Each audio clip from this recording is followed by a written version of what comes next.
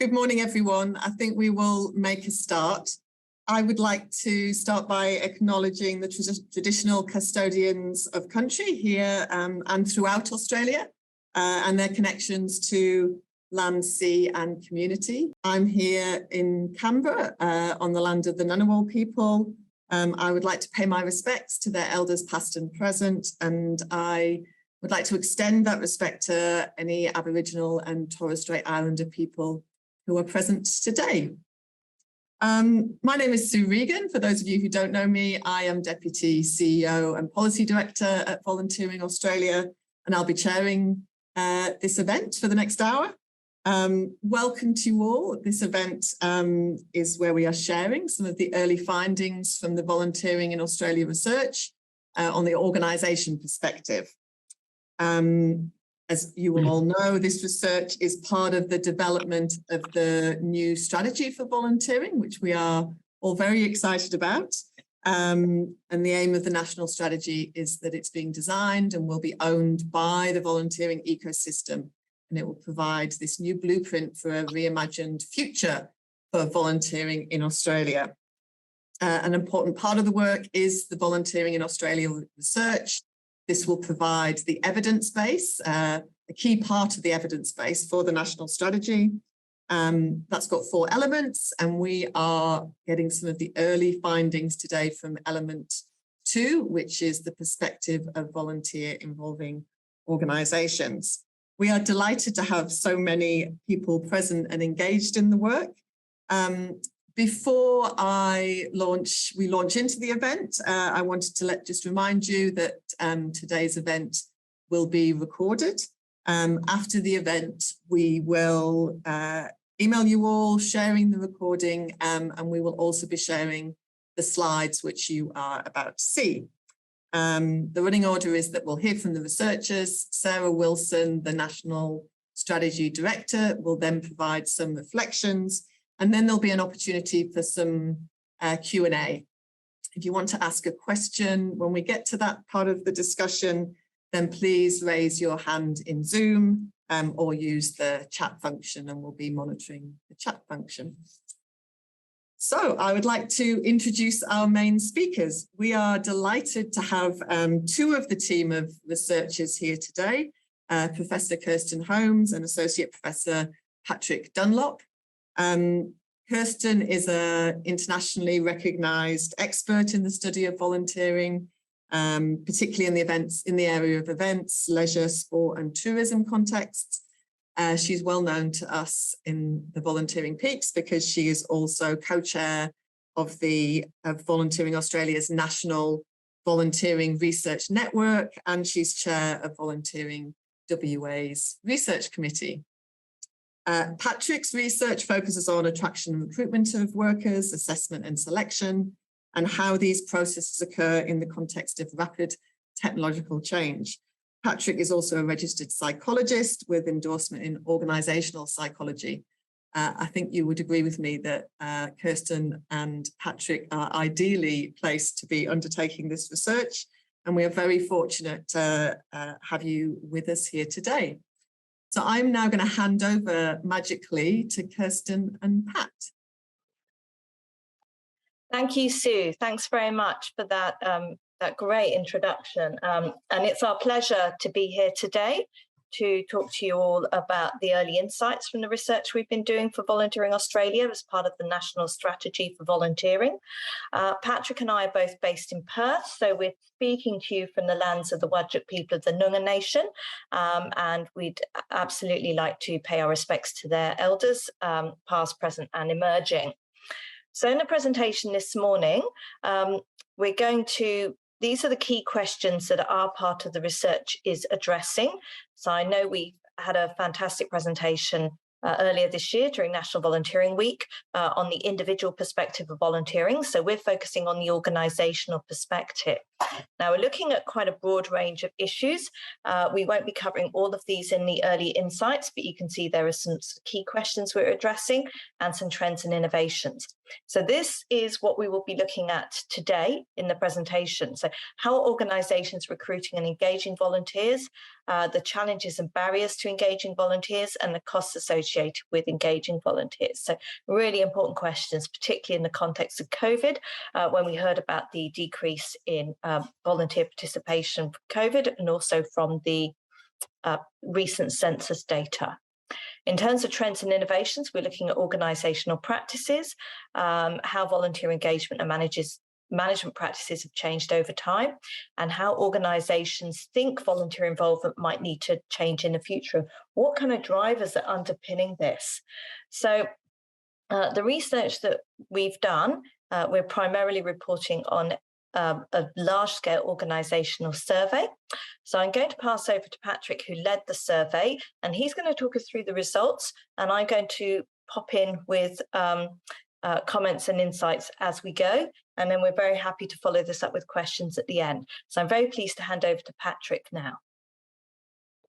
Thanks, Kirsten, and thanks, Sue, for that introduction. Now, just to give you a sense of what I'm looking at, I've got two screens going on at once, and so you'll probably see my mouse pointer flying all over the place. I apologise for that, but this is just my way of keeping sane while I try and work up all these sources of input. So to give you a bit of insight into where the data that we'll be presenting today came from, we just wanted to share with you some of the details about the methodology. So we had set up an online survey, which ran from May 13 to June 22nd, and our goal was to target representatives of Australian volunteering involving organisations. So one thing it's worth remembering is we call this the survey of organisations, but as you know, organisations cannot do surveys because they're not agentic things, right? Organisations are actually groups of people. And so really our target population were the representatives of these organisations, so people who could give informed views or opinions about their organisations. We used a very diverse and far-reaching recruitment methodology that included newsletters, social media posts, direct contact with friends of friends of friends, and so forth. Volunteering WA, I want to give a big shout out to them. They gave us access to a huge database that they have of volunteer involving organisations called Victor or Vera. And that enabled us to reach many organisations. And altogether, we managed to capture the attention of 1,208 unique organisations. There were a few multiple representatives, so that's where more than one person from the same organisation filled in the survey. Because there weren't that many of them, we decided not. When you encounter this, you're faced with the dilemma: do I remove one of the duplicates? If so, which one do I remove? Which one do I keep? In the end, we decided because there were so few, we would just keep them all. So there'll be a little bit of overrepresentation. And we made it optional for people to name their organisation in this survey, but nonetheless, almost everybody was comfortable providing that name. Just a few disclaimers that we researchers like to put on any data that they share, and we're no exception. One thing I wanted to mention is we did get a fantastic response from across the country, but we did get overrepresentation from Western Australia. That might be partly due to the fact that two of the researchers on the team are from Western Australia. The Victor database is WA based as well, which would have affected that. Sampling would not be random. We would have received responses from people who encountered the survey. Maybe they're more likely to be engaged with the peak bodies and so forth. So it may be that there are some biases in the results. And as I mentioned before, there is some duplication.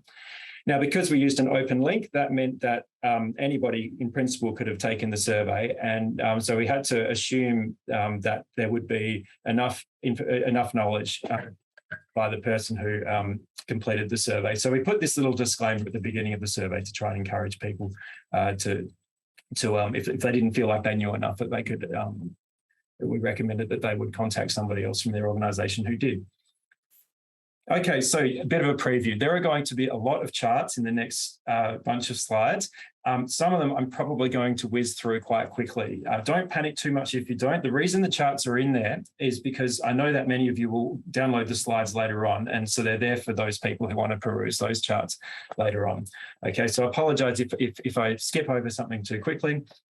I'm going to move my laptop a bit, so I'll be looking in two directions.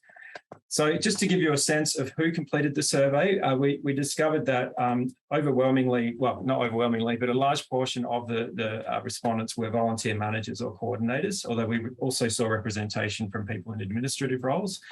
60% were in paid roles, and most of the respondents had been there for a significant period of time. The median amount of tenure the mean length of tenure was 9 years.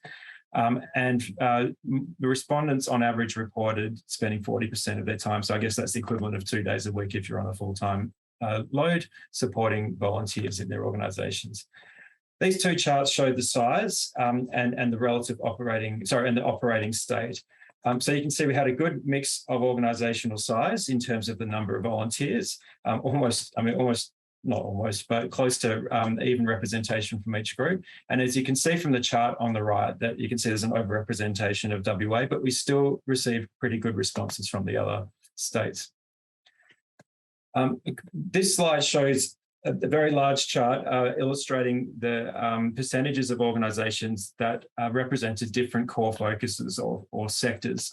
Now, one thing I want to mention about this question is an organisation or a respondent could indicate multiple foci, right? So they could be, say, a cultural organisation that focuses on aged care. And so these numbers won't add up to 100. But I just wanted to point out a few numbers here. We had quite a large representation from community services organisation, care, education and youth were quite well represented, with relatively smaller numbers from religious, human rights and animal welfare organisations. And these base rates become a bit important later on when we start comparing some of these groups. More than half of the organisations that participated indicated that they didn't identify any particular target group who they supported, but among those who did, you can see that the children and youth were quite well represented. Organisations supporting older people, disability, culturally and linguistic communities were quite well represented. Now, we also asked respondents to indicate in what manners do volunteers participate, and how are they involved? So what sorts of, how do they engage in their activities, and what types of activities do they engage in? So on the left-hand side, there's a chart describing how the types of roles that volunteers might engage in. This isn't to the level of like a job description or a job title. It was a higher level question than that. And you can see overwhelmingly the volunteers, the organisations involve volunteers who performed roles regularly and in an ongoing basis. So that's 91%. But there still was a high proportion of events-based volunteers there, with 63.2% of organisations indicating that volunteers participated in that way. Governance roles, there seems to be a high representation there. On the other side of the spectrum, you've got micro-volunteering, which seems to be a trending method to volunteer, roughly a quarter. I don't know if that number's large or not, but it seemed like a pretty large number to me, that over a quarter had micro-volunteers. In terms of what medium through which they engage in their volunteering activities, still the majority was in person at the organisation or in the field. We asked at seeing some signs that internet-based volunteering and telephone-based volunteering is on the rise. Okay, so who are the volunteers? The volunteer workforce. How do we get the volunteer workforce in? So this slide looks a little bit complicated, but I just want to quickly explain how it works. One of the questions we wanted to know in this survey was how are organisations attracting new volunteers, and how effective are these different methods that organisations are used to recruit volunteers. So along the axis, you can see a bunch of different recruitment methods. So word of mouth, a website on your organisation, personal approaches using social media, promotional events, and so forth. And on the top, you can see a darker orange colour. That represents, those darker orange bars represent the extent to which those recruitment methods are being used. So, for example, you can see that there's a very long orange bar for word of mouth. That indicates that almost every organisation is using word of mouth to recruit people. But down here, employment service provider, the dark orange bar is only reaches about 15%, suggesting this is a rare method for recruiting volunteers. The light orange bars represent how effective that method was. So we only asked organisations who used a method how effective that method was. And so what you'll see is any number higher than 3 represents people saying, on average, this is pretty effective. Anything less than 3 would be people saying, oh, look, this is not a very effective method. And one of the key takeaways from this slide is that all of the bars, the light orange bars, were higher than the 3, which meant that basically what it translates to is organisations, whatever methods they're using, they seem to think that those methods are quite effective. It's not like organisations are using a method and then saying, oh, no, it doesn't work. This method doesn't work. But in particular, the most effective way seemed to be the word of mouth, the personal approaches. And so there's a clear theme, you know, this kind of personal touch. It seems to be an effective method. The website and promotional events and social media and Seek Volunteer also seem to be popular. And there's this other category which we haven't had the chance to unpack yet, but what we asked people to do is specify any method that wasn't in the list. And I think it's not too surprising to see that the other methods are effective, because remember, the organisations are choosing to use these methods. They wouldn't be doing them if they didn't think that they were effective. Okay, this question was focusing on awareness of the national standards. And it looks like we've lost one of the colours there, but we invited people to report on the extent to which they're aware of and employ the national standards, or adopt the national standards. The dark blue segment that's lost its point on the legend is an organisation that's totally embraced the national standards, or nearly entirely embraced them. So we can see a general level of awareness for about half, a high level of awareness for about half of the organisations. Some adoption in this green segment, but there's about a third who are either not aware of them or haven't really been adopting them. Okay, so who needs volunteers and when? Well, it turns out most of you need more volunteers, and most of you need them pretty soon. That's the key takeaway from these two questions. So we asked people to respond in the immediate term to what extent or how many more, whether or not they need volunteers. 85% said yes, they do, thanks. We would happily take more. And roughly how many? Well, the modal categories, I suppose, were the smaller ones. So most organisations saying they just need 1 to 10 or 11 to 20. But of course, this will depend on how large the organisation is. There aren't going to be too many small organisations out there saying, hey, we need 100 volunteers right now, please. So over the next 5 years, this is kind of a forecasting exercise, if you like. We asked organisations to think about, well, in 5 years' time, do you think you're likely to need more or fewer volunteers? And generally, the answer is either about the same or more, please.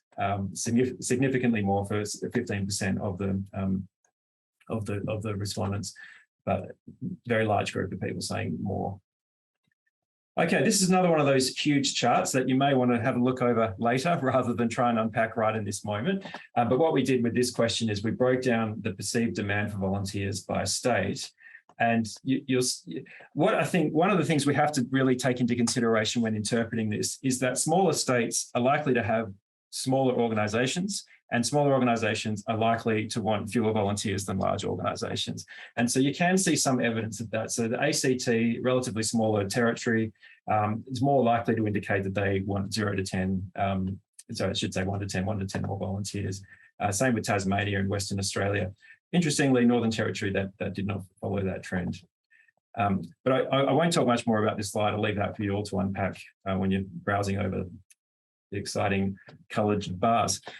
So this is the same slide, but this time is showing the state breakdown for longer term demand. And I think it's a very similar trend. I mean, I think the key takeaway for me is there's not a lot of red and yellow here, which is to say not many states are saying, we don't think we'll need that many more in the future. All right, this chart shows the same question by sector. And so what we can learn from this chart is the extent to which different sectors are saying that they expect to need volunteers either right away or longer term. A couple of things I want to point out. One is that this religious group of organisations has indicated that they don't need very many volunteers in the near term. But there's only, I should just mention, there's only 10 representatives here for this sector. So it may be that these estimates are not super accurate. Where I'd be more inclined to look is where the numbers get to around 20 or larger if you're interested in specific trends. But for example, we see the animal rights organisations are seemingly very keen to attract more people. Emergency services as well is another one that has a bit more of the blue and purple. Education as well, sport and mental health. And here's the long-term version of this chart. I'll just leave, I won't go into this one because I think it's going to be a very similar story. So how do volunteer involving organisations support their volunteers? What resources do they give their volunteers? And that's what this question was aimed at understanding. And it turns out almost every organisation provides training and an induction, although curious to see that still 1/6 of organisations apparently do not do this. Roughly 3/4 offer recognition activities to their volunteers. So this we had a bit more information in the survey. This included things like a recognition event for an achievement or recognising contributions. It's probably quite pleasing to see that there is insurance offered for volunteers who are participating in different organisations. Debriefings, we haven't looked at this sector by sector, but our expectation is the debriefings would be most relevant to volunteering that involves facing, either trauma or distressing situations. FAQs, manuals, tip sheets. So these are like paper or electronic-based resources so you might join an organisation and be given a kit which explains who's who in the zoo, where to go to find information about X, Y, and Z. So that it looks like about 2/3 of the organisations are providing that sort of information. Mentoring was relatively less common, and that seems to be an opportunity, I think, for a lot of organisations. Reimbursement is probably very contextually dependent. And EAP, again, it's interesting that there's 2/3 were offering debriefing, but only roughly 30% were offering EAP services to their volunteers. Again, we haven't had the chance yet to unpack this by sector. So in the next part of the survey, we had a lot of questions where we asked people from these organisations, what are the major challenges, or to what extent are they facing certain challenges? And then we had a section where we invited people to tell us about what had changed relative to the time before COVID, if anyone remembers back then what life was like. So we've broken this section down into three chunks. The first chunk is the good news, I suppose. What seems to be going well. So just to quickly explain how these charts work. So on the left-hand side, you can see the response. The y-axis ranges from -1 from 1 to 5. So those of you who participated in our survey might remember we had a strongly disagree, strongly agree response options set up for many of these questions. And so what we've done is we've mapped them onto this numerical scale, so that 1 is strongly agree, 3 is neither, and 5 is strongly agree. So 1 is strongly disagree. What that basically means in real terms is if any response is below a 3, that means most of you are disagreeing with whatever that statement is. If any response is above a 3, that means most of you are probably agreeing with that statement. And the further away it is from 3, the stronger that level of agreement or disagreement is. So just to give you one example, the statement, our organisation is inclusive and accessible, that has a score of 4.19. That's definitely above 3, obviously, but it's quite a long way above 3. It's not all the way up at 5, but it's far enough away from 3 that you would walk away from this thinking, yeah, look, almost everyone was saying that their organisation is inclusive and accessible. So I hope that was helpful, that little illustration. And as you go to the right along this chart, you can see the scores sort of start to decline, and you can probably guess where we're headed on the next slide. But let's just talk about the good news first. So we're seeing that organisations are telling us, or the people in the organisations are telling us, that the governance is generally fairly effective. Recognition and appreciation for volunteers seems to be happening internally, but also out there in the community. So most people were agreeing with that. Volunteers appear to have a good understanding of their rights and responsibilities across all the organisations we surveyed, and there seems to be a fair degree of clarity with respect to the legal requirements. Although we had some data earlier on the national standards for volunteer involvement, it seems like most organisations are able to understand and implement these national standards. Okay, so that's good news. What could be better? So here we're looking at responses that are sort of closer to the 3 points. This is kind of, some of us are doing okay, maybe some of us are not doing okay. So we're looking here at technology. So the organisations are a bit ambivalent about whether they had appropriate technology, whether they had resources and templates that are accessible and useful. Some organisations appear to be finding it challenging to find managers for their volunteers. Retention, I mean, we knew volunteer retention would be a tricky one for a lot of organisations. It's one of the drivers for this project. And I want to talk data. Recording data on volunteering, it also seems to be quite variable as well. So some organisations are probably doing this well, but others wanting to do it better. And this one here, it's easy to recruit volunteers. So people were saying, I don't agree with that. So on average, that has a score of 2. So it seems like recruitment is probably more of a challenge than it could be better. So here are the challenges. Now, these questions are a bit tricky. With these questions, they're kind of negative statements. So you don't want people agreeing with these negative statements. Okay, so for this slide, higher numbers are actually bad. So to put that into context, recent events in Australia have put financial strain on our organisation. If people are agreeing with that item, that's bad, right? They're saying their organisation's under financial strain. So I just wanted to quickly explain how this chart sort of flips the direction. So it's bad to have a high score on these. And what we're seeing are 3 major challenges are the financial strain example I just gave. Volunteers seem to have less time to commit than in previous years. That seems to be a challenge that a lot of organisations are facing. And that recovery from COVID-19, it seems to be a challenge. I mean, it's hard to say that you've recovered from something when it hasn't even finished yet. There's still plenty of debate as to whether and when COVID will finish. But it seems like the rebounding from that has been challenging. Moving back in towards the 3, the neutral zone, if you like, engagement with government and policymakers seems to be a mixed bag. Regulation and red tape is also a bit of a mixed bag for organisations. Access to funding and grants, again, a mixed bag, and volunteer fatigue. And I'm just going to jump in and just comment on those first 3 challenges, the really negative ones that we picked up. We can see here some short-term trends, some immediate responses to COVID and not being able to recover. But really that second one, volunteers having less time to commit than in previous years. This is a bit of a longer-term trend, and we'll be familiar with concepts around episodic volunteering and tracking the reduction in hours that people are volunteering over really about the last 15 to 20 years. So we've got to, I think, unpack the difference there between the longer term and the immediate term trends. That's me. Okay, so I debated whether or not to show you this chart. I want to explain again why I've decided to put it in the PowerPoint presentation. We gave it the effective name noodle chart because it looked a lot like the noodles I'd had for lunch on the day that I'd made this chart. What it shows is it shows all of those statements that you just saw in those little bar charts or column charts, but it's broken down by the sector. So down the bottom, you can see each one of the lines and the colours represents those different volunteering sectors. These words down the bottom, they're just the same statements that you saw in those 3 slides that I'd showed you previously. So each line represents the responses from the different sectors. One thing I want to point out is the axis has been rescaled. It was going from 1 to 5 before, but I've tightened it up a little bit just to make the chart a bit more readable.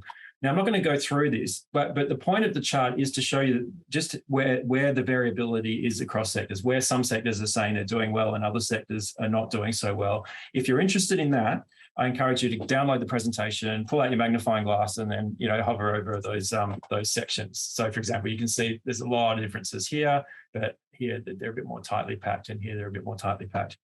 What I will do in this presentation is unpack some of the larger differences that we did observe. And I have to say, we did these analyses only a few days ago, so please treat them as preliminary. This is an early insights report, so don't walk away going, "Oh, this is the ground truth." There's a few decisions we still need to make. One thing I also wanted to mention is that I'll show you on this chart. This bar here this is for any organisation that indicated they were representing multiple sectors. So we had to make a decision about what to do with organisations that said, "Oh, we actually represent more than one sector." And for the moment, what we've done is we've put them off to the side and treated them as their own category. So this is one of the examples of a statement where we did observe a few differences between organisations across the different sectors. So our volunteering program had yet to recover from the impact of COVID-19 is the statement.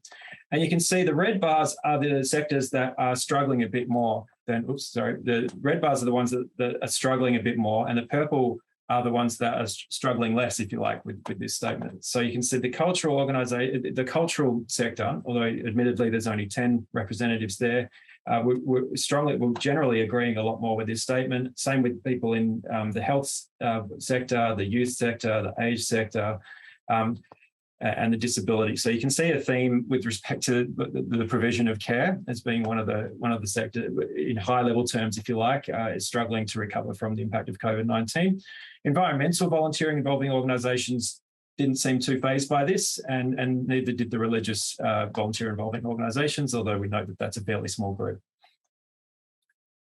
Volunteer fatigue.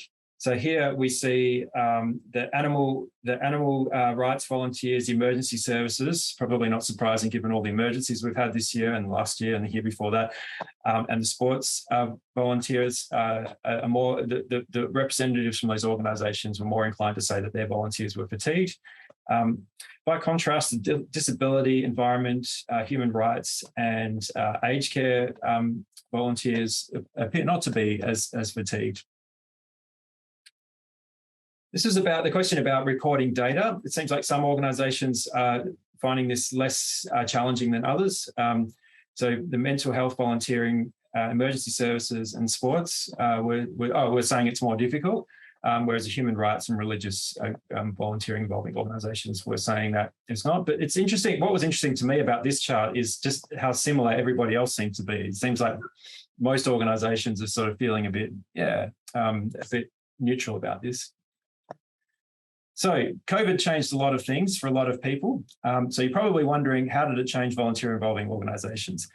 And that's what we were trying to get at with this set of questions. Now, one thing I wanted to point out before I get into the results is that a change could be good or it could be bad. So I don't think in this case it's not a good rule of thumb to think of larger bars as being good or smaller bars as being bad. Right? You really have to look at the individual statement. So, for example, this seems like a bad one. The numbers of volunteers in our organisations has declined. Well, we don't want people agreeing with that because that means the volunteering numbers are going down. So it's bad if that number is high, whereas this is probably good. So volunteers are increasingly claiming for expenses. Well, you don't want volunteers increasingly claiming for expenses, so it's probably good that that bar is small as well. So, Kirsten, if you have anything you wanted to mention at this point, that would be helpful, because I want to avoid just sort of reeling off the numbers and the statements that they'll probably send everybody to sleep. Absolutely. So I think, again, we've got to unpack here what are immediate trends due to COVID, or immediate impacts due to COVID, and what are longer term trends. So if we look at the first two, where we're really looking at the numbers of volunteers have declined, the volunteer program is no longer operating at full capacity, and those can be definitely said to be immediate impacts from COVID, and we know that from other research that Volunteering Australia has done, that's also been reported as the case. But if we're looking at some of those other trends there, those of us who have been researching volunteering for a number of years would argue that those are not new trends, but those have probably been exacerbated by COVID and brought more to the fore. Certainly the trend towards volunteers wanting more flexibility, fewer hours, more episodic and project-based type activities is definitely what we've observed over a number of years. But I think that's really been emphasised by COVID. Back to you, Patrick. Thank you. So this chart shows the same question, but we've got a new set of items. It's about what's changed since COVID-19, and we're seeing a bit more variability with these items. So corporate volunteering seems to be less common than it was before COVID. Student volunteering, it also seems to have dropped off relative to pre-COVID, and that is consistent with Kirsten's comment before. It seems like regulation is being perceived as being more complicated since COVID, and I guess to some extent that's not surprising. I've certainly noticed it at the university. There's a lot of regulation and administrative activities relating to the management of COVID. Volunteers have been unable to volunteer due to COVID-19. Organisations are saying yes, that this is. Thankfully, we're not seeing an increase in conflict, the need for conflict management. So it doesn't look like COVID has caused people to become more disagreeable in the context of volunteering. Volunteers are not taking on apparently not taking on work that was previously conducted. That's not to say nobody is, but just on average, it seems like that was a trend against. Diversity of volunteering cohort is increasing, and I think we received many comments about that as well. And we're not seeing evidence in general that volunteers were increasingly wanting to volunteer in groups with their families and friends, although I'm sure that to be clear, that's not a long way from 3. So there are probably some organisations that are experiencing this. If I just jump in here as well. So we've also conducted 2 focus groups, which we're in the process of analysing to provide more context to the quantitative data. And certainly those 2 high ones there about regulation and administration has really come through in the focus groups, the enormous amount of extra paperwork in terms of the healthcare of the volunteers, reporting to government, reporting to local government and other agencies has significantly increased, as I'm sure all of you on the call are quite aware. So this is the second stage of the noodle charts. I've already explained what those noodle charts are, so I won't go through them, but just other than to say, please have a look at them later on if you're curious. But these are just looking at how the various sectors were different across those change questions that we just reviewed. So there's 2 pages of those, but I've extracted some of the larger differences that we observed. So the numbers of volunteers in our organisations has declined. So we can see that some sectors are struggling with this more than others. So on the good news, the environmental volunteer involving organisations are saying no, their volunteering numbers have not declined, and same with mental health. But where we are seeing declines is the aged care, the cultural, the disability and healthcare. Our volunteering programs are no longer operating at their full capacity. The differences weren't quite as, there weren't quite as many differences across the sectors, but we did notice that health really stood out here as a group that was struggling with this. Again, environment and mental health appear not to be struggling so much to operate their volunteering programs at full capacity. Project-based volunteering rather than ongoing volunteering, it seemed to be the cultural, education and sports volunteer involving organisations that were reporting difficulty with this. Or, I mean, may or may not be that they're finding it difficult, but they're just saying that this is happening more after COVID. And then the question that Kirsten, yeah. I just wanted to jump in there with sport and just comment that in a lot of community sport, it's very hard to just do a specific project when you need people to do coaching and ongoing types of activities. So I can see why that particularly steps out, and education would be the same, where you need that ongoing support for the clients rather than just stepping in occasionally to do a project. And going back to the matter of regulation and administrative requirements that have become more complicated, where are we seeing it more complicated? Well, the answer, it seems to be the aged care, the cultural, emergency services and religious sectors. The human rights, not so much, and the mental health the respondents there were feeling fairly neutral about this. Okay, so what's driving these changes? Not surprisingly, so just to give a bit of context for this question, we presented people with the list. It's a bit hard to read unless you tilt your head, but there's a list of options that people could review, and then they were asked to identify what were the big 3, what were the 3 out of that set that were driving changes in your organisation. And so the percentages, again, won't add up to 100 because everyone could choose up to 3. Almost everybody chose COVID-19, which I suppose is not terribly surprising. But where the other responses landed were the need for adaptability, for an organisation to be adaptable and resilient. Roughly 50% of respondents indicated that. And then the next few, roughly a quarter, had identified them. And that was changes in volunteering rates and styles were a driver, changes in demographics and population, and changes in technology. Relatively less likely to be selected were climate change, expectations of inclusive community involvement, and risk levels. It was barely 10% that identified those as key drivers. If I just jump in, again, COVID is obviously on everyone's mind, and we're seeing some really helpful comments in the chat explaining how that has specifically impacted on certain sectors within this. And I think those two massive, highly rated responses at the start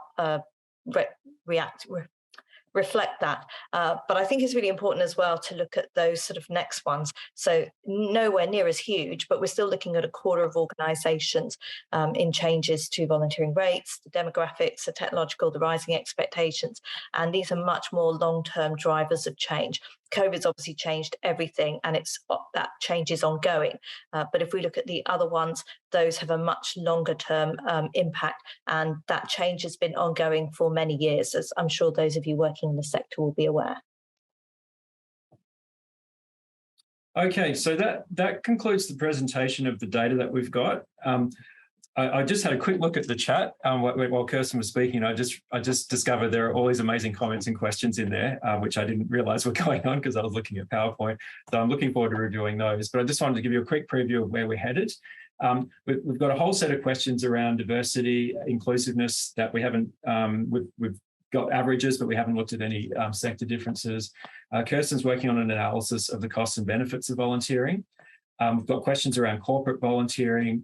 We've got some qualitative questions around the barriers to recruitment and retention. Kirsten mentioned before the focus groups that have to be analysed. And we have a literal, I don't know if it's a literal ton given it's digital text, but we have a lot of text to analyse, nearly 200,000 words. In fact, I was a bit bummed we didn't quite get to 200,000. It's so agonisingly close, but we have a very large volume of qualitative information to review, and that'll be coming next. So I think I will pass over to Sarah now for the next phase of the session.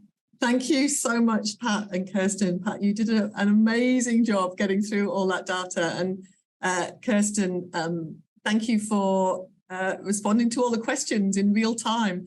I too have just been keeping up with what's been going on in chat. We'll be able to assuming it's okay with Kirsten and Pat, we'll capture the chat because there's lots of good questions and points of clarification there. We'll capture it and share it with everyone in the meeting. I am now going to introduce Sarah Wilson, who's the National Strategy Director here at Volunteering Australia, who is leading the development of the national strategy. And I think she's going to share the slides again. Here's Sarah. Sarah, over to you for some reflections, and then we'll open up.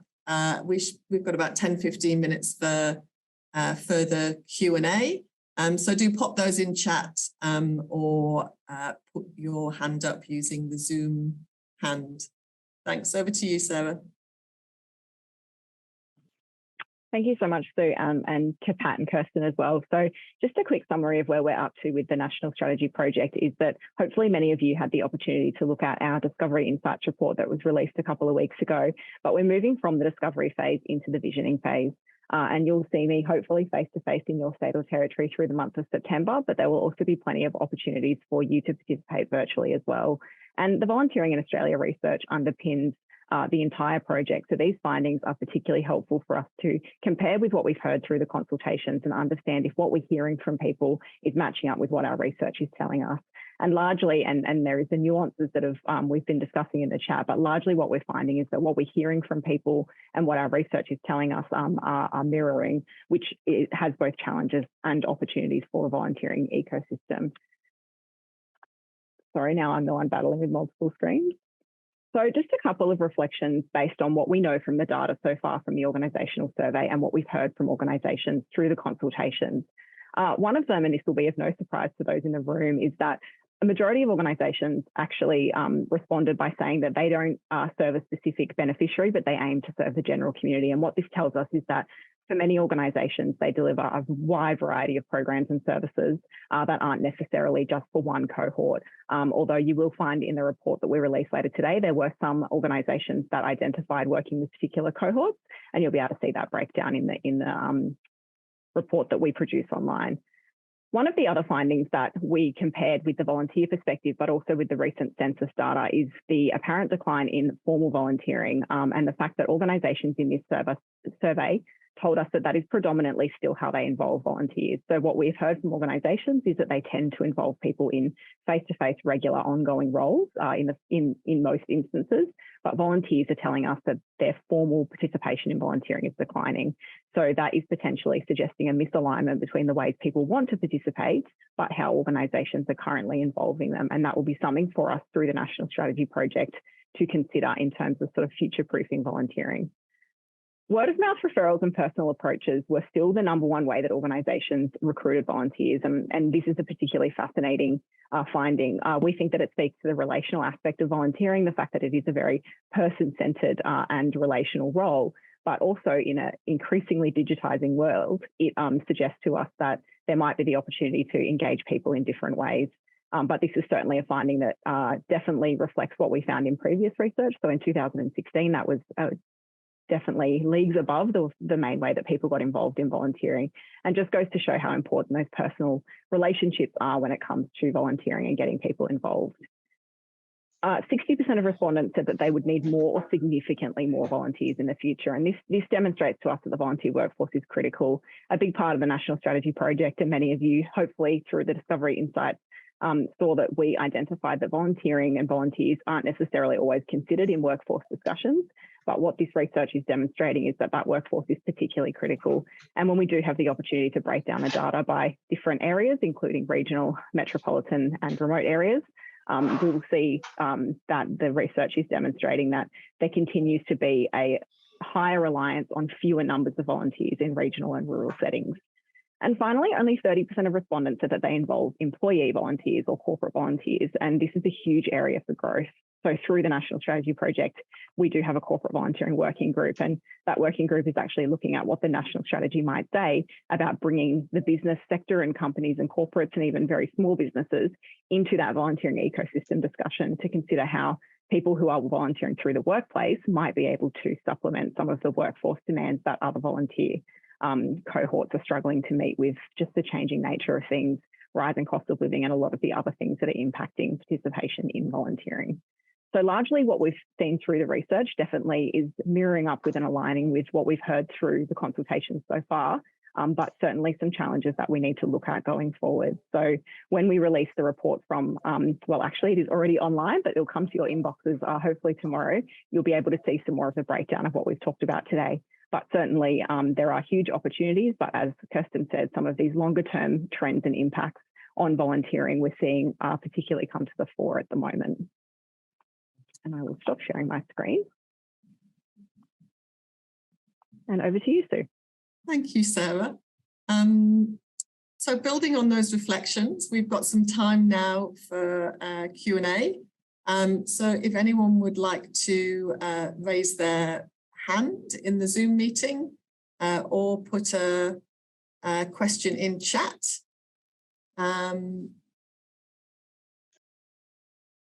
Would anyone like to raise their hand and come off mute and join us verbally?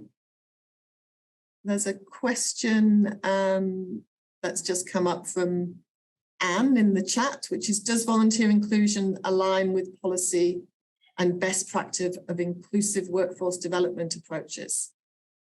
Would one of you like to respond to that? I don't think this was Kirsten, did you? Yeah, I'd just say that we didn't ask that in the survey, so unfortunately we're not able to answer that. The focus groups did talk in more detail about inclusion and the challenges around that, and also how effective they've been at improving their inclusion. But I'm afraid we didn't ask that question within the survey. There's a question there about computer platforms. Now, we are just starting to do the qualitative analysis, but certainly we'd have data on the different types of platforms that people use. So we can pull that out. We're just in the process of analysing that. You can imagine when you've got nearly 1,000 qualitative responses for questions, it takes a while to go through that. So we're doing content analysis on that. And just in response to some of the inclusion questions, so it was a self report survey. So people were picking on a scale of 1 to 5 as to how inclusive they thought that they were. And I think earlier in the chat, you identified that that isn't necessarily an indicator of how inclusive they are. Inclusion was one of the really interesting insights that came through the consultations, because we simultaneously heard that organisations are really well placed to be an incubator for inclusion. At the same time, many of them faced a lot of systemic barriers that enabled, probably excluded people from participating and being more included in volunteering structures. So we see that constant tension between volunteering being such a fertile ground for that, but also organisations potentially further perpetuating those barriers because of a myriad of factors that they do identify, but seem to often struggle to overcome. Thanks both. I can see we've got a couple of hands up. I'm not sure who put their hand up first, but if I go to Elston's showing on my left. Elston. Thank you. And thank you for the presentation today. It was quite a great insight to see what's happening in volunteering right across the nation. My question, and I did raise it in the chat, and I noticed someone else echoed that thought. Will there be an opportunity either through the delivery of a data cube or some other information for us to be able to look at our organisation relative to what the national position is, to see, are we absolutely in alignment? And personally for Scouts Australia, there was a lot of things there that resonated with me. Or are we out of step with what's happening nationally? I'm just wondering whether that information will be forthcoming. Thank you. So I'll kick off on this one, but I might just bring in Kirsten or Pat as well. So all the data will be made public, but it'll be de-identified. So I think, what does that mean, Kirsten or Pat, for people comparing it with their own organisation? Well, I mean, you can go through, we won't be producing report cards for each of the 1,000 organisations that responded, but you can look at the data and benchmark yourself against, and also by sector, because we've got that divide by sector and by state. So you can do your self-benchmarking using that data. Yeah, what I'd recommend, Elston, is we can't, because of our ethics requirements, we can't name any of the well, there's many reasons, but ethics is probably the line we can never cross as researchers reason. We are not able to provide information about the individual organisations in the data file that we'll be sharing, but the data file that we will be sharing will have all of the quantitative information that you need, including the sector. So what you could do is you could pick the sector that's most relevant to Scouts, and then basically delete all the data that aren't from that sector, and then you could. What I'm thinking the best thing for you to do then is take an average of all the responses from that sector, and then just sort of go through the survey again as Scouts, and then think about how your responses would compare to those averages. Thanks, Pat. And I'm happy to, if you want to, Elsa, if you want to chat about that offline, just give me a shout, and I'm happy to walk you through that. Thank you. Peter, you're up next. Hi, I'm Peter Davis from Blood Bikes Australia. The question I want to ask is that I think generally the information, volunteering generally has suffered, if you like, by COVID in general terms. However, in the case of Blood Bikes Australia and perhaps a number of other volunteering organisations, our growth has come because of a result of COVID. And I'm wondering if perhaps the sort of organisations who have actually are directly involved in the treatment and helping out in COVID should perhaps be pulled out of the overall to give some statistics of that almost as a sector in its own right. Because what happens is information from my point of view is really watered down by the vast number of volunteers that are suffering, can't get volunteers, whereas we've gone from 50 to 500 since COVID started. Yeah, thanks, Peter. Pat or Kirsten, do you have reflections on that? And then we'll go to Shortcut. So I'll comment on this from the focus group perspective, because this point came out in the focus groups. So, we had a number of organisations that had really blossomed in a sense under COVID, and to the point where they were talking about how to manage the expectations and what activities all these new volunteers were going to do, because they have more volunteers than they knew how to provide meaningful activities for. So we will be able to contextualise that from the focus group. So I don't know, Pat, if you want to comment on the survey, because I think it's going to be difficult to pull these data out within the survey. Yeah, that's Pat's response. Yeah. So we won't be able to pull that out in the survey, but we can provide that context from our focus groups. Shawkat, did you still want to ask a question? Good morning. I lost my train of thought. I'll raise my hand again later if it comes back. Thank you. Oh, okay. I'll just get in touch. Were any other questions? Any hands up? Or anything in the chat? We've got. Oh, Pat. Yeah, I was just thinking about Peter's question. One thing we could do, Kirsten, is we could look at those organisations that are saying that they don't need volunteers, more volunteers in the immediate term, and see how those, without looking at what sectors they're from, we could see whether that group is responding to other questions differently.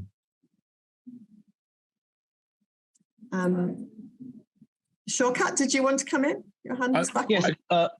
First of all, thank you for the presentation. I suspect, and I'm going to put a wager on that we're not surprised by the data, but thank you but that it's just extremely well displayed. Someone mentioned how they got their volunteers and team for the ushering roles, and so I don't know if there was a question asked around on what strategies have they taken place to adapt to a post-COVID world, a hybrid working world, and what has been effective. Maybe that's a bit too detailed, but that's a thought that I have.